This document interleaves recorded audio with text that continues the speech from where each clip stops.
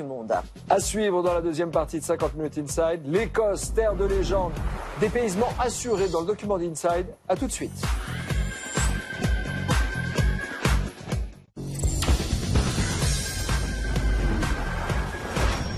Seconde partie de 50 minutes Inside, on part en Écosse, découvrir une terre de légende, les Highlands. Ce sont des paysages grandioses qui attirent les amoureux de grands espaces, mais aussi tous les fous de cinéma. La légende du roi Arthur, Harry Potter ou Skyfall, l'avant-dernier volet de James Bond, eh bien, ont été tournés en partie dans ces étendues sauvages. C'est une contrée intense, mystérieuse et qui semble parfois d'un autre temps, avec ses manoirs, ses châteaux et ses vieilles traditions. Mais derrière cette image de carte postale mythique, l'Écosse se réveille et laisse entrevoir un autre visage, plus moderne, et parfois même, vous allez le voir, un peu plus farfelu. C'est un reportage de Tania Mépine.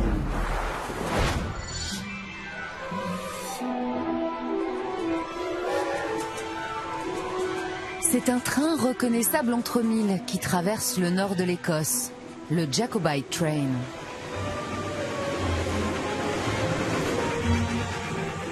Vous le reconnaissez certainement, ce vieux train est aussi surnommé le train d'Harry Potter depuis qu'il est apparu dans la saga mondialement connue. Tu es Harry Potter? Je suis Hermione Granger. Et toi, tu es... Moi, Ron Weasley. Enchantée. Si le train existe depuis 1901, depuis la sortie des films, il ne désemplit pas. Chaque jour, des centaines de touristes l'empruntent pour découvrir pendant 2 heures les paysages des Highlands. Je suis une grande fan d'Harry Potter. J'ai grandi avec les livres, je les ai adorés, les films aussi. Alors je voulais vraiment prendre ce train. J'ai réservé il y a 4 ou 5 mois. Il n'y a pas beaucoup de place, surtout en première classe. Alors j'ai dû m'y prendre vraiment à l'avance. Tous ont réservé il y a des mois, car si l'intérieur du train n'est pas exactement le même que dans les films, il traverse un des décors les plus célèbres de la saga, le viaduc de Glenfinnan.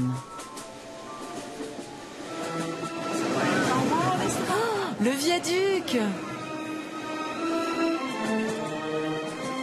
Un viaduc en béton vieux de plus d'1 siècle qui a retrouvé une seconde jeunesse grâce au film.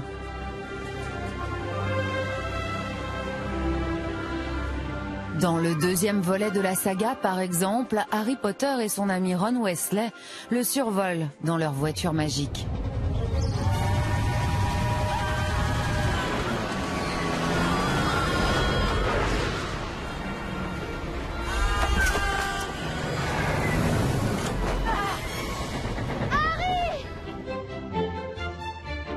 Si les Highlands attirent le cinéma, ce n'est pas un hasard. De grandes étendues sauvages presque austères au charme mystérieux, une région aussi vaste que la Bretagne et très peu d'habitants, 9 par kilomètre carré. Voyage aux confins de l'Écosse, une terre de légende qui réserve bien des surprises.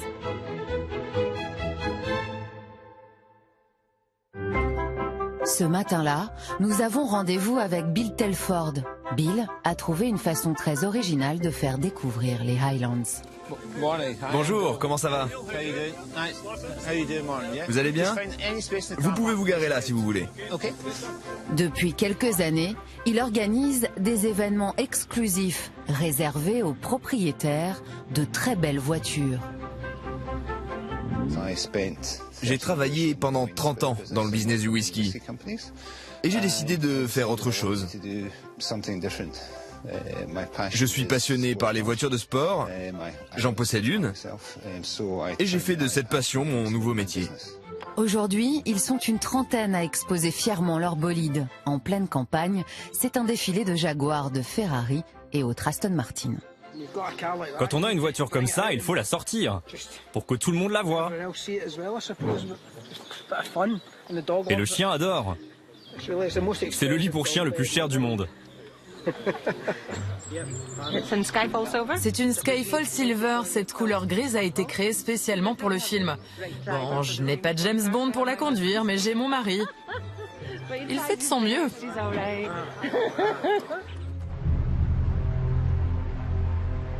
Si James Bond n'est pas là ce jour-là, le célèbre espion britannique est l'un de ceux qui ont fait connaître ces petites routes de légende. La tempête menace.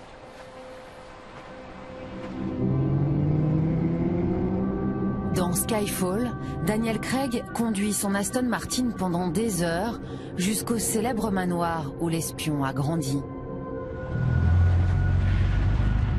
Une scène tournée dans la région. Eh bien, pas étonnant que vous ne soyez jamais revenu. 3, 2, 1, go!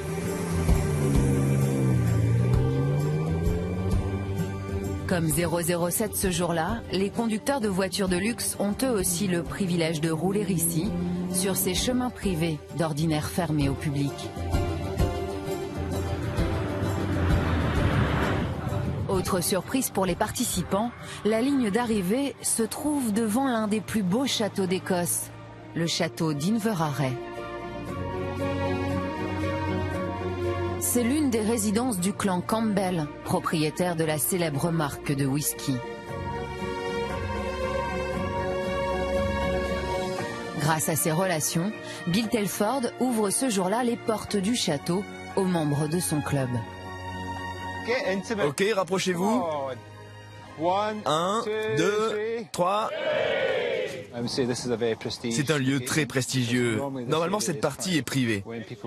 Quand les gens de France ou des États-Unis viennent en Écosse, c'est ce genre de château typique qu'ils ont envie de voir. Pour le déjeuner, Bill a privatisé cette vieille cuisine.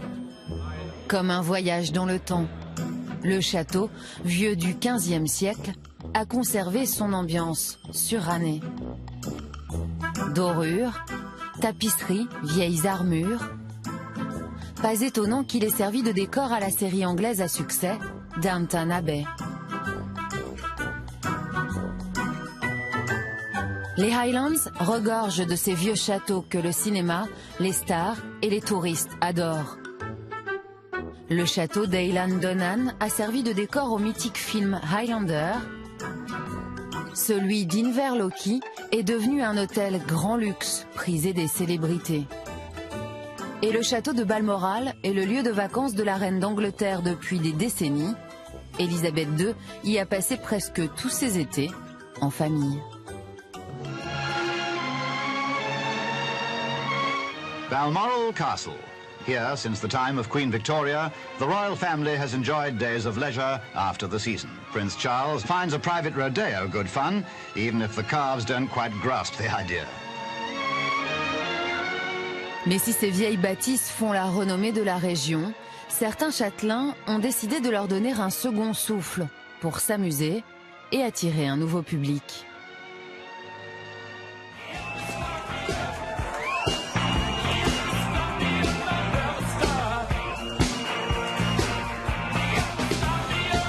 Bienvenue dans le gigantesque parc du château de Kelburn, une bâtisse du XIIe siècle que son drôle de propriétaire a décidé de repeindre à sa façon. Passionné d'art, de musique, il organise chaque été cette immense fête chez lui. Cette année, ils étaient 5000 à camper dans sa forêt. Le propriétaire des lieux, le voici, déambulant presque incognito au milieu de sa fête. Pas vraiment le look d'un châtelain, pourtant David Boyle fait partie de l'une des plus grandes familles d'Écosse. Ma famille s'est installée ici juste après William le Conquérant. On est donc là depuis 1140. C'est un record. On est connu pour être la famille d'Écosse à vivre depuis le plus longtemps dans le même château. Malgré cet héritage, David Boyle tient à ce que le parc de son château soit un lieu festif, ouvert au public. Il y a 10 ans, il a donc créé ce drôle d'événement. On a fait les peintures sur le château en 2007. Et pour célébrer ça, on a fait une grande fête. Et depuis, c'est comme ça chaque année. J'adore voir tous ces gens qui s'amusent. Je suis très heureux de pouvoir organiser ça. Et si le public vient pour la musique, il se déplace aussi pour tout l'univers que David Boyle crée chaque année dans sa forêt de 3500 hectares. Un univers féerique et surréaliste où des troubadours pour le moins décalés accueillent les visiteurs. 1, 2, 3, on y va! Et encore. Donc vous êtes un peu le playboy de la forêt? Le playboy de la forêt. Tu peux mettre ça sur ton CV? Oui, j'aime bien l'idée. Et puis j'ai ce petit sac qui cache mes attributs. Notamment dans les combats au corps à corps. C'est très résistant. Aucun accès aux testicules. C'est très utile. Une forêt qui abrite aussi de vieux bateaux ou des instruments comme tombés du ciel. Vous pensez que les gens vous croient un peu fou? Je pense que si je faisais ça toute l'année, ils se diraient que je suis fou. Mais le reste du temps, j'essaye de vivre normalement. Vous en pensez quoi, vous? Je pense que oui. Je suis certainement un peu zinzin. J'aime la folie, le surréalisme, l'inattendu, le bizarre et le merveilleux. À la nuit tombée, tout son domaine se transforme en immense dance floor.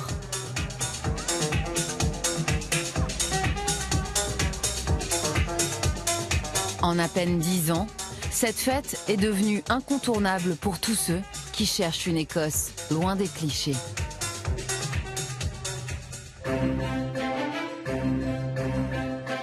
Grâce à ce genre d'événements, les Highlands se renouvellent peu à peu. Les initiatives se multiplient pour que la région se modernise. Notamment sur l'île de Skye, 11 000 habitants, un des joyaux de l'Écosse. Depuis quelques années, l'île attire aussi les architectes branchés. Rory Flynn fait partie de ceux qui tentent de dépoussiérer un peu l'image des Highlands. Loin des vieux châteaux ou des petites maisons blanches et grises traditionnelles, il construit des bâtisses, beaucoup plus design. On a voulu implanter au mieux la maison dans le paysage, juste au bord des rochers et juste au-dessus de la plage. Pour ça, on a creusé dans la roche pour construire la bâtisse.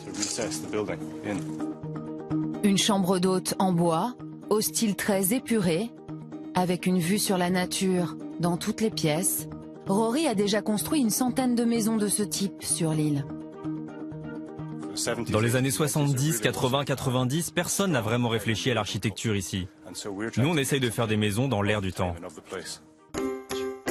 Mais pas question pour autant pour lui de balayer complètement l'héritage des Highlands. Pour ses cabanes en bois noir, par exemple, il a puisé son inspiration sur l'île, en ajoutant une pointe de luxe. Sur le toit, on a mis une sorte de tôle qui est normalement utilisée pour les bâtiments agricoles du coin. Ça n'avait jamais été fait. Je pense vraiment que les Highlands sont en train de se réveiller, après des années un peu endormies. Si pour attirer les visiteurs, certains construisent des maisons design, d'autres promettent un luxe d'ordinaire réservé aux aristocrates. Stuart Borland gère la réserve naturelle de Glencoe. Depuis quelques années, sa société vend sur Internet des petites parcelles de cette réserve à des prix très accessibles. Pour 1 mètre carré de terre, comptez 63 €. Et à la clé pour les propriétaires, un cadeau qui n'a pas de prix, le titre de Lord ou de Lady. On a, par exemple, eu la visite d'une princesse d'Arabie Saoudite qui a débarqué ici avec ses 7 gardes du corps. Elle a laissé un petit château en Lego sur sa parcelle, qu'on a d'ailleurs enlevé quand elle est partie. Et oui, nous avons des footballeurs, des chanteurs, des actrices. Parmi les propriétaires, l'actrice française Marion Cotillard, qui a passé plusieurs mois dans les Highlands pour tourner le film Macbeth, un cadeau qu'elle a reçu de la part de ses amis pour ses 40 ans. Grâce à l'argent récolté, Stuart plante des arbres pour lutter contre la déforestation et protège ses paysages. 1, 2, 3, 4... Aujourd'hui, cette famille de Français est venue voir la toute petite parcelle qu'ils se sont offertes sur Internet. 3 mètres par 3, ça fait 9 mètres carrés. Grâce à cette parcelle, ils deviennent donc Lord et Lady.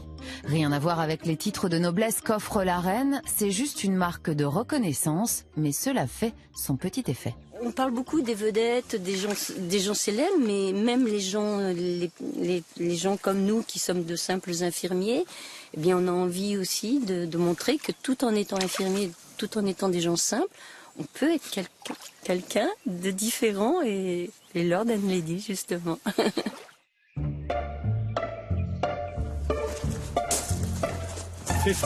Encore 59 mètres.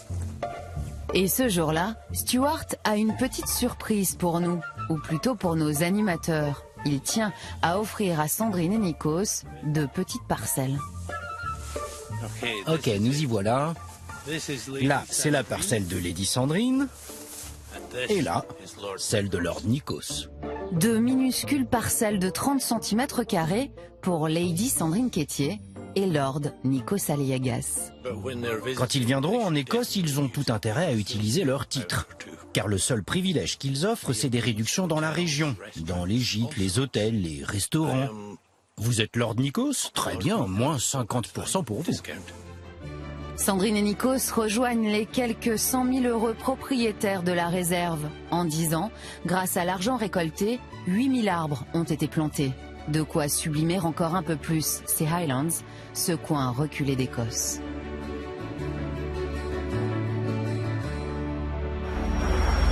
Lord Nikos, la semaine prochaine, je vous veux en kilt avec tout ce que ça implique. À votre guise, my lady, à la condition que vous acceptiez mon invitation dans ma demeure écossaise. Vous avez acheté un truc là-bas? Un petit truc, pas 3 fois rien, mais vous êtes la bienvenue. J'ai 30 cm² à vous offrir. Ah bah oui, mais là, c'est pas grand-chose pour les vacances. Oui, mais 30 cm² plus votre propriété que je vous offre gracieusement, ça fait 60 cm². Ah bah c'est un bon début. C'est un bon début. Merci. Allez, je vous en prie, my lady. C'est à vous de jouer. Bravo à Suzanne qui a remporté la semaine dernière la somme de 2 000 €. Et c'est pas fini, il y a encore 4 chèques de 2 000 € à gagner. Vous avez toutes vos chances. Écoutez bien, Sandrine.